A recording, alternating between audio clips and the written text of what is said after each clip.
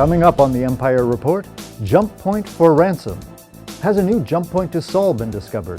Yes, according to one explorer who is demanding an exorbitant price for the information. Is it real? Will the UEE pay? And a new study states children raised entirely in space may have an advantage. However, some are claiming the practice to be cruel. Find out what both sides of the debate are saying. Plus, is a fan-favorite show planning a return to the Spectrum? We talked to entertainment correspondent Torleon Visharka to find out why the answer may be yes, yes, and yes.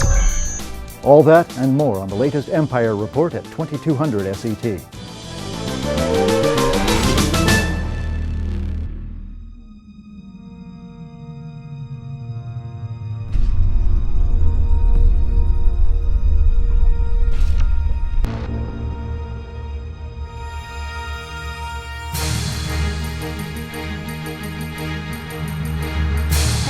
Welcome to episode 38 of Around the Verse. I'm Sandi Gardner. And I'm Ben Lesnick. We hope that you enjoyed our April Fool's jokes. Yes, I hope. I don't like when a company puts out something that tricks people. It seems mean, like an abuse of authority, but when it's a joke, it's pretty cool. Yeah, I enjoyed my fish. So long, and thanks for all the fish. Our biggest news is that the Vanguard concept has been released. And this one's really cool. You know, about a year ago, we had this vision for doing like a World War II style twin engine fighter in Star Citizen. It's something Wing Commander never did. It's something I think that gets overlooked as we do space games. So this is kind of a first time we've seen a ship like this, and the art team here turned out something really incredible. We're very proud of it. And relatedly, we hit $77 million in crowdfunding. Thank you, Vanguard. Thank you, Vanguard, and thank you to all our backers. We actually have quite a few new backers joining every day. Yes, I think after all the buzz at South by Southwest, PAX East. Yeah, PAX East, people are trying Star Citizen for the first time, and it's pretty cool. The team is hard at work on 1.1a. 1.1 is going to be a very interesting patch. I know the little lowercase a makes it sound like it's a minor addition, but we're going to have a new flyable ship, the Gladiator. And we are also working on the tutorial mode, although I believe that may be 1.1b. There's going to be some balance fixes and work on the server backend to support the fact that Star Citizen is a lot more popular now. It is a lot more popular. We have a lot of new backers this month. I think it's actually one of our record months. And we are downloading petabytes. Petabytes? I think, yeah. I don't understand a lot of what DevOps says, but it's all good news. People are playing Star Citizen in droves. It is cool. New players, more people to take me down. More people to try and explain what Around the Verse is. Yes, there you go. If you're just joining us, we're sorry. The team, yes, we're very awkward. You may have noticed that we're changing the weekly Meet the Devs series, so let us know what you think. We want to have kind of a more intimate conversation with the devs instead of just the standard 5 questions. We're kicking it off with the man behind the Vanguard, Gurmak. Yep. Favorite section of the office for me is Gurmak and Elwyn and... Oh, the ship pipeline. Yeah, it's really cool up there because you can see the ship go from an idea to in the game, kind of just as it goes around the office. Yeah, and they have this really big screen where they put all the concept ships and ships in the hangar and everything. It's very cool. And now it's time for news from Around the Verse. Let's go to the Spectrum.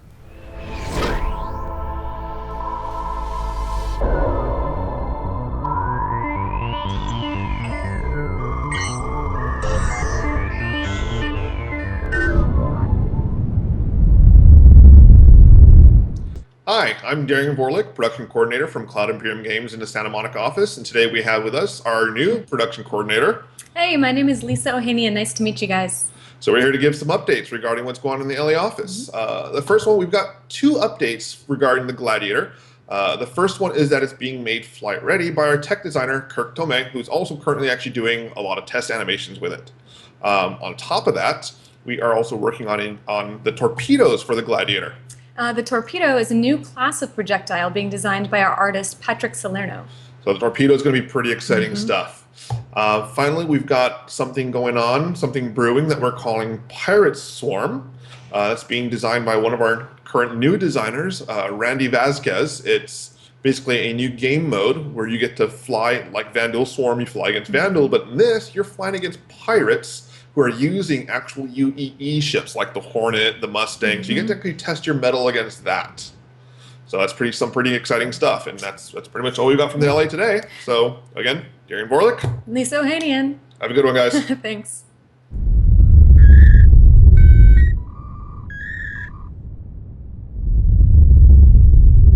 Hey everyone, my name is Kedrian Gonzalez, Creative Director at Idealphonic.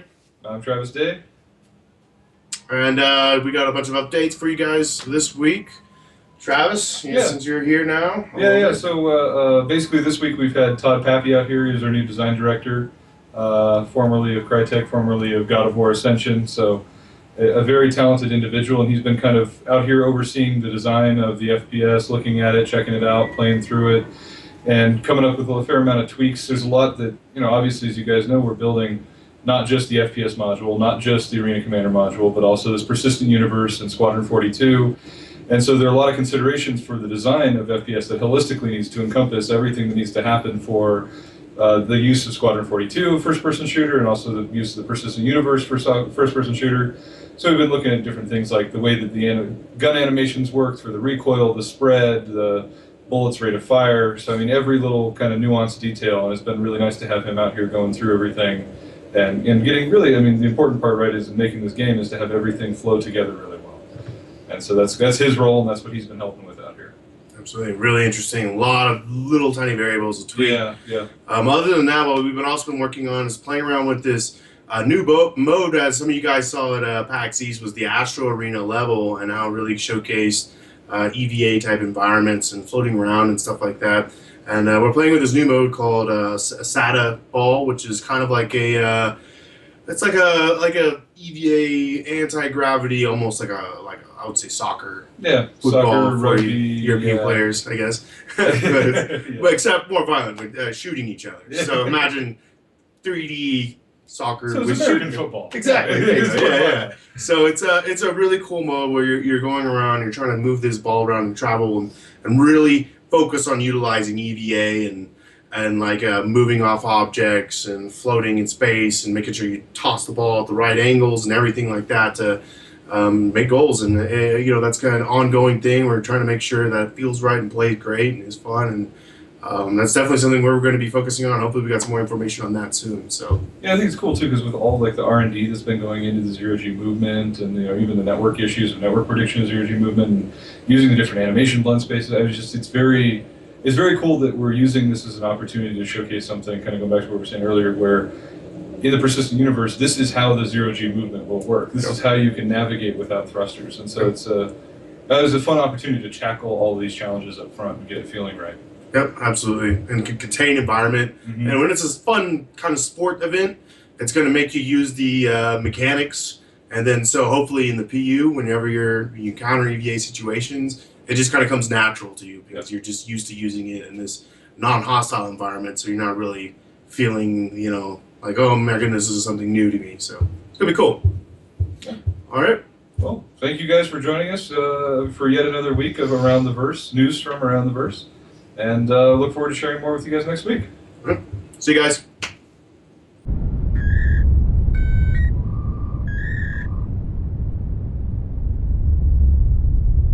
Hey guys, Jake Ross here, Associate Producer of the Persistent Universe here in Austin. Here with me this week I have Andrew Wynn, Physics and the Gameplay Programmer. All right, thanks for being here with us today, Andrew. We got a brief update for you for the Austin studio. So we're, Austin Studio plus working relationship with Behavior. So we want to talk a little bit about what the guys up in Montreal are doing. So they're currently right now working hard on the Nix Levski landing zone.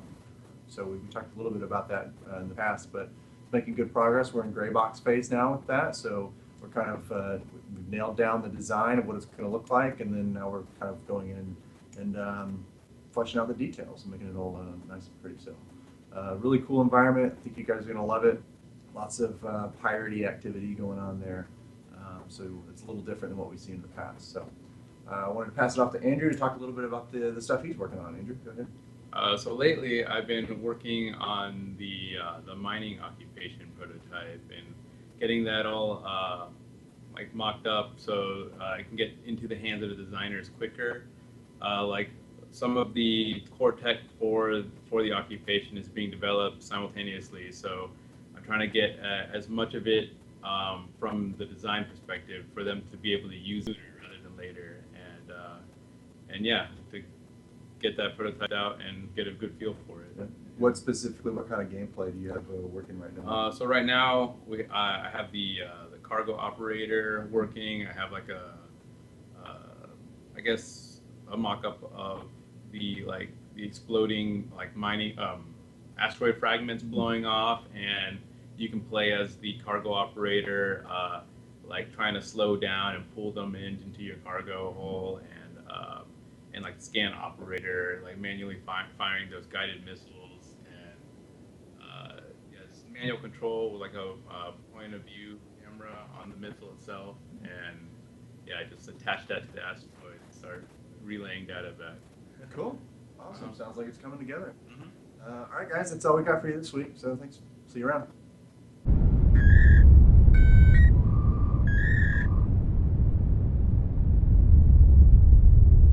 Hi guys, I'm Pete here. I'm a junior environmentalist here at Foundry 42.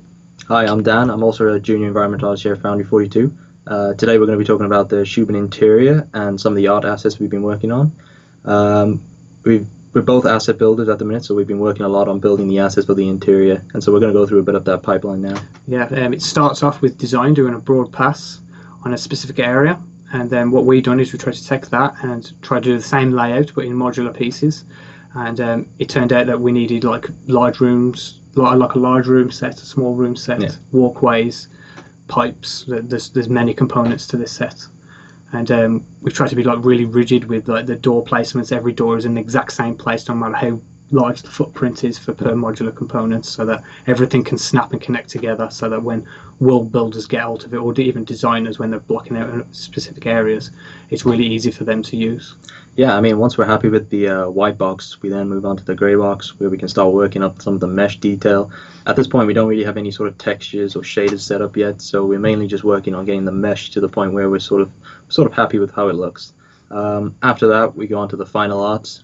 This is where we can start using some textures, some shaders, and really bring the level of detail up to somewhere where we're pretty happy with it. Yeah, it's worth noting as well that we're using the same pipeline that they use on the ships, the Retaliator, the Gladiator, everything you guys have seen out of this studio so far. So we're taking that approach. So it's really high resolution textures with small details that we can cut out, so that it stays really high resolution for you guys. Hopefully you'll really enjoy it. Yeah, it's cool. I mean, currently we're working on a large room and a small room. I'm working on the large room set, which is a lot less detailed, but it's meant for really big areas such as hangars and stuff like that. Whereas Pete's working on a much smaller set where we have a lot more high frequency detail, because it's mainly aimed at sort of corridors, small rooms and stuff like that, where you're going to have the player in really sort of tight places. Yeah, it's worth noting as well that the small room set has an exterior shell to all these pieces. Yeah. So from an outside point of view, you can see it almost makes like a cabin feel to it, which can be placed in these really large rooms to help almost make their own little separate rooms within a room. It's really quite cool, and everything snaps and works together. Yeah, I mean, it's the same with all the other modular pieces we have, such as the pipes and the walkways. They all sort of fit together within this space, and so we can really create some really cool environments. Yeah, there's a lot of versatility with the pieces. It's quite surprising what the world builders are starting to achieve now. Even though they're using the same assets, the diversity in the way that they can make each room is starting to. It's really. I'm surprised actually. I'm like, oh, is that our set? It's quite. Yeah, it's really cool. I mean, our team is sort of split up at the minute into sort of asset builders such as ourselves, and world builders, who are the guys that are going to be working on, building the levels, sort of adding the assets in, doing some of the lighting, stuff like that. So yeah, it's all really cool stuff. Yeah.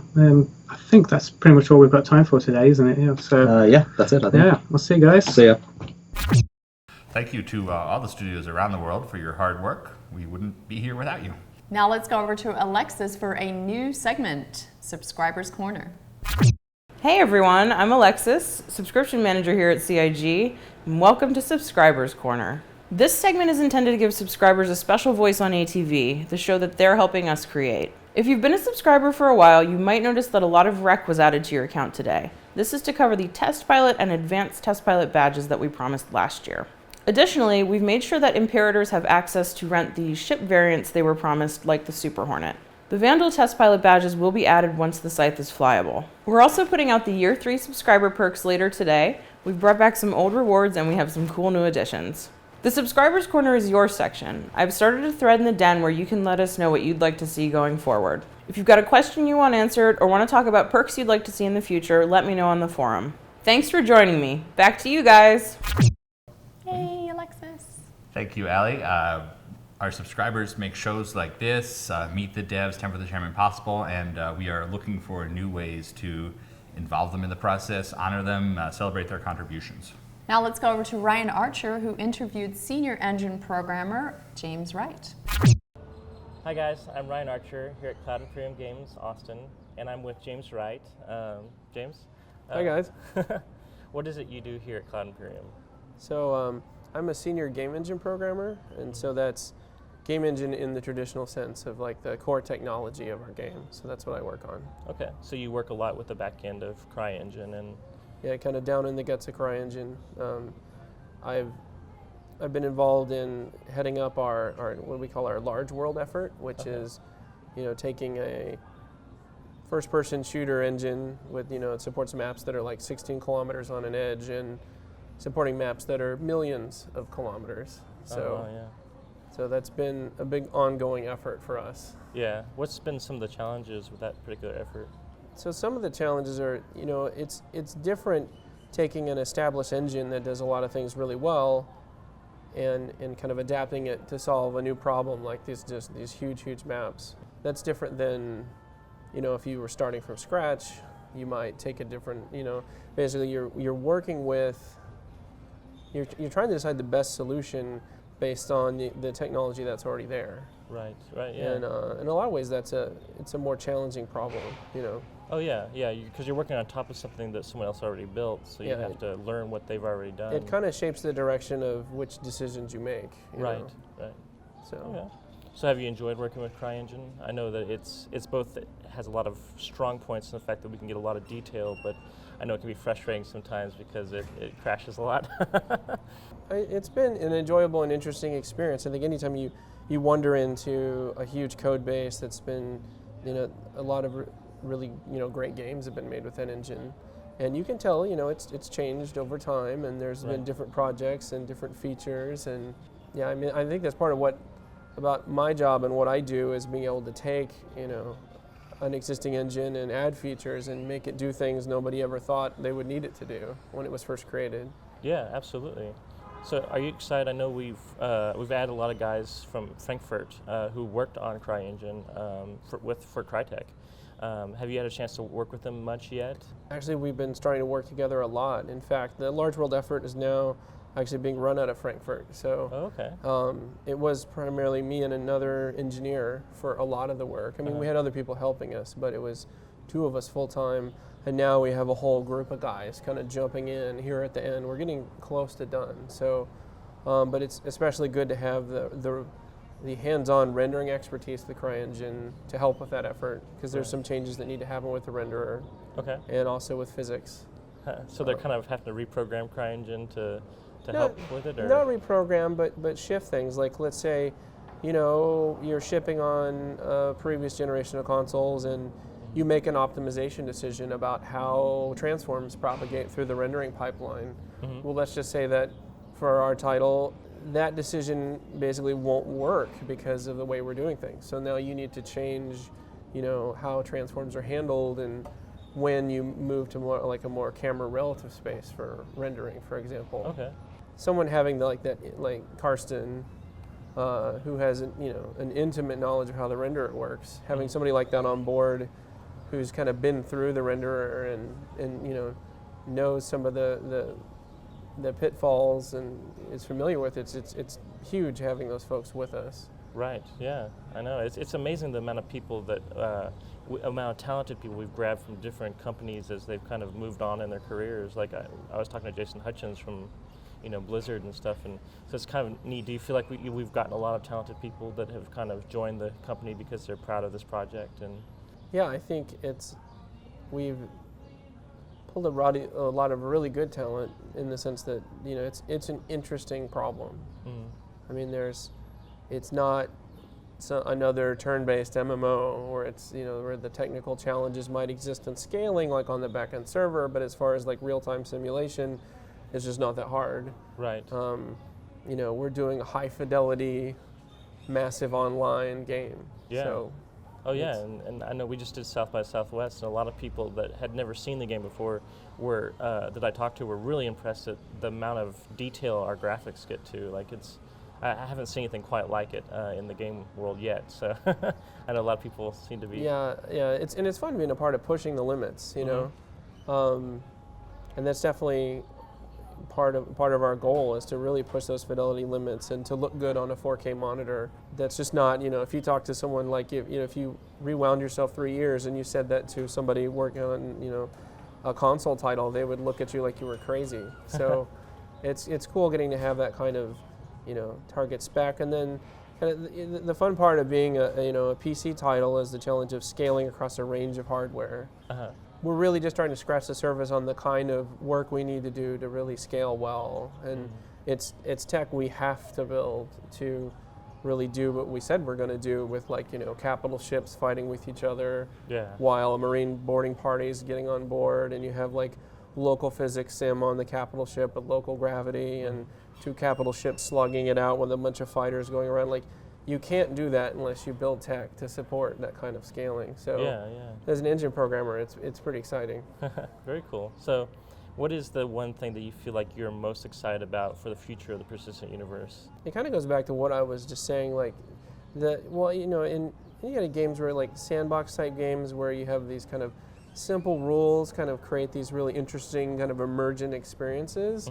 I'm really excited about having a true persistent universe that you can go out in and end up in a fight with pirates, or have a new buddy who's make a friend who's going to help you complete some mission, or kind of the idea of the simple rule set in our economic simulation that's going to kind of set things up for kind of this living, breathing thing. I think I'm really excited about that. Oh, very cool. Yeah, it sounds really exciting, and as you explain, I kind of realized how every little piece of that, making something like that happen, is very important. And like you say, you have to build tech to make it work. And so that's really cool. Is that something you feel like you're very proud of so far, the work that you put into that? Yeah, and a lot of that, so the design groundwork is being laid, and a lot of that effort I think will be run out of Frankfurt. Okay. But I'm excited to help chip in on those efforts, and a big part of getting us to, I guess, where we are now, as far as I'm really proud of where we've gone with the large world effort. It's just it was a huge problem to solve of how do we take this engine and make it do this thing it was never intentionally intended to do, which is support these gigantic maps. Right. And from to just to nerd out on you for a little bit, we didn't just do the naive okay, now everything's 64-bit, because there's performance consequences. It was a very directed and targeted change. It was very surgical, and I can say that we have no performance difference versus running the game in full 32-bit positions. And the other thing is setting up our gameplay programmers for success. I feel like we've created an API for them, a change that basically if they make a mistake that would cause problems, it won't compile. There's nothing's bulletproof, of course, but it's a nice type-safe solution for them, and I think it's nice and clean. Right. Because you want to create, as an engine programmer, you want to create a grammar that other programmers can kind of express themselves in, when they're building things. Wow, so you're kind of building the canvas for the programmers who are the artists, so to speak. Am I mixing paint? Am I building the palette that they paint with? That might be. Yeah. Okay. That might hold a little better. There you go, yeah. Or maybe I'm making pigment. I think large world is more like making pigment, especially right about now after I've been at it for a while. Yeah. But yeah. Very cool. So Well, it's nice to see this side of things because I know we spend a lot more time on designers and artists, but it's nice to see what the engineers are doing, and you guys are a big part of what's building Star Citizen to the persistent universe, especially. So I appreciate you spending time with us and being able to explain kind of what you do with the engine and helping Star Citizen become a reality. And I know that the fans would love it if I tell you, how much your hard work means to them. They're all excited about the game just as we are, and so you're helping make it possible, and thank you very much. Yeah, and thank you guys, backers. I mean, without your support, we couldn't afford specialists like myself, basically. You kind of have to have a bigger scope project before you hire guys like engine system programmers, and so it's great being able to be a part of something that's this ambitious, and we really couldn't have done it without the extra support. Yeah, absolutely. Yeah, so thank you guys, and we'll see you out there.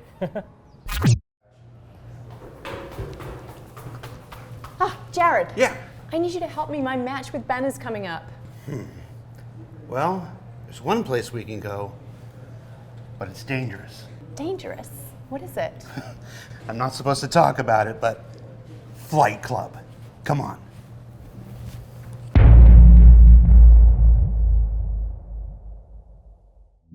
Now, before we go in, there are 3 things we have to remember.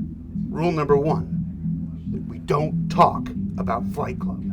Rule number 2, do not talk about Flight Club. And rule number 3, if this is your first night at Flight Club, you have to flight.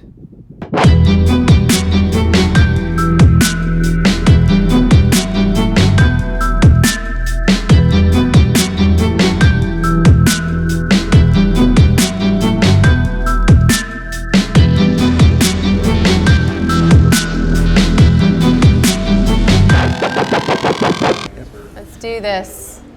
All right. I am coming after you, Ben. Now today, you're flying on a special account designed just to beat Ben.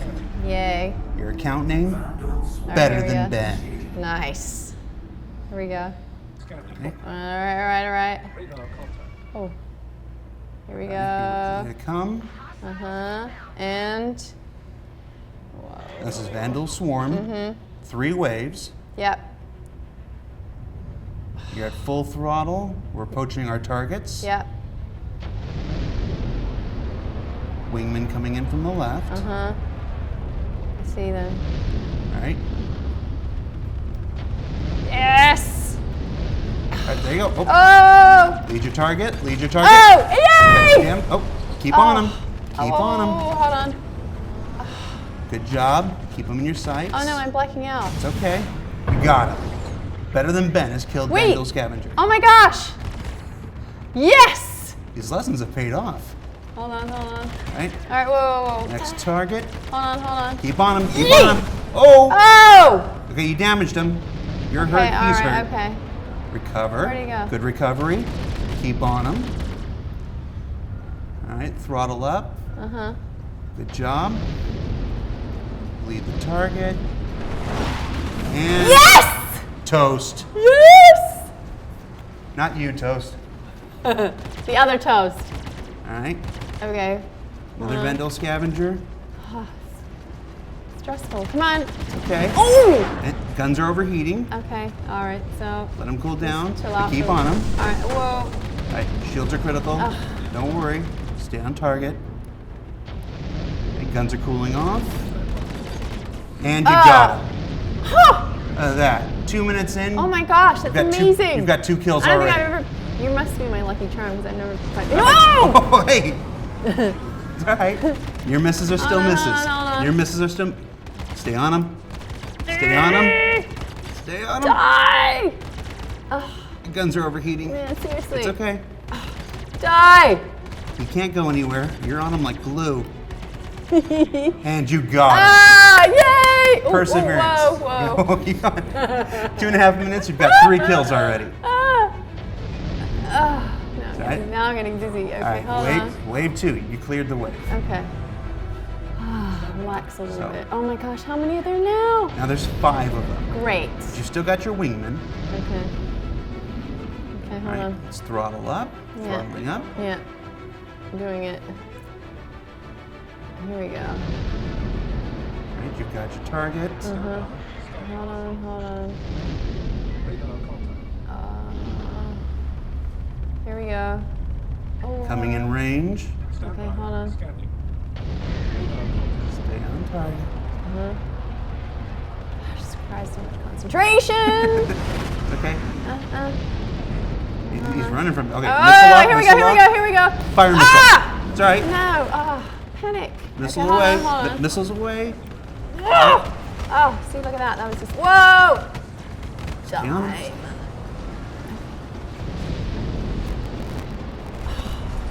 Did he hit me? One of his buddies hit you, I think. It's all right. They're afraid of you.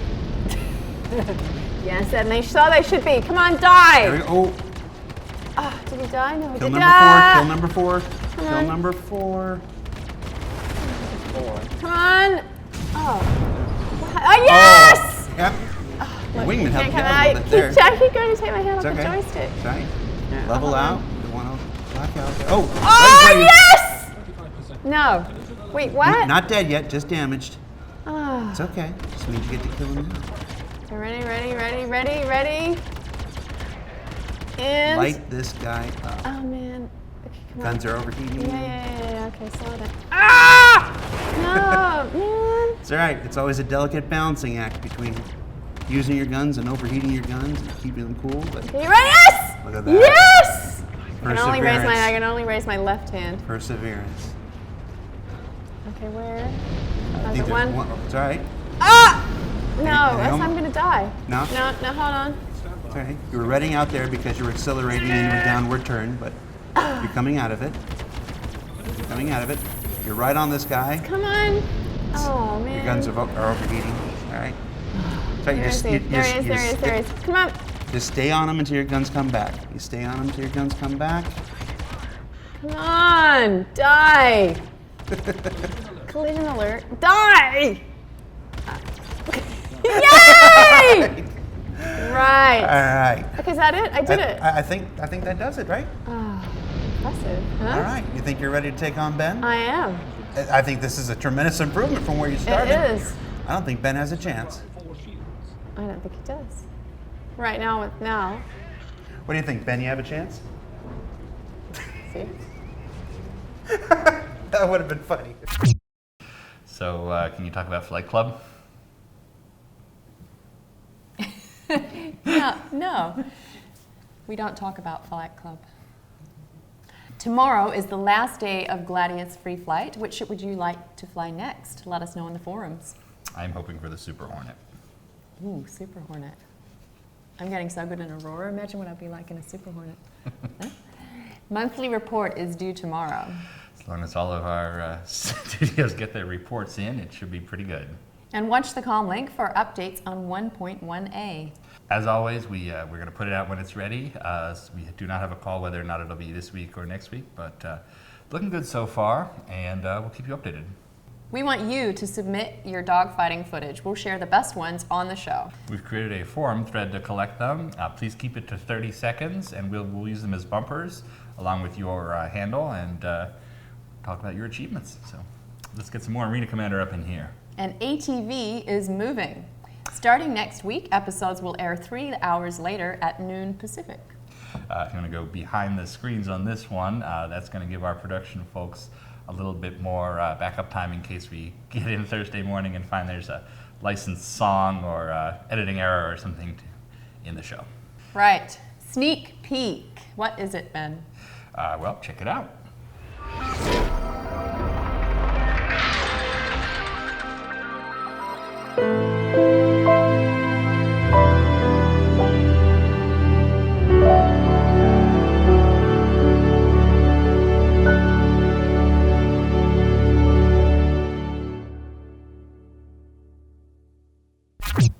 Thanks everybody for watching and for subscribers for making this show possible. We will see you next week on Around the Verse.